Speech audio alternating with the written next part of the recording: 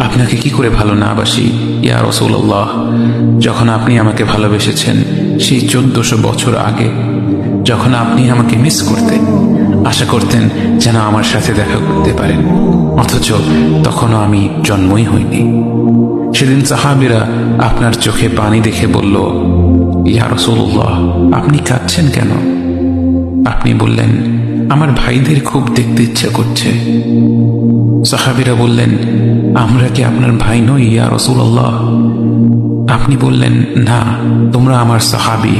আমার ভাই হলো তারা যারা আমার পরে আসবে এবং আমাকে কখনো না দেখেও তারা আমাকে বিশ্বাস করবে।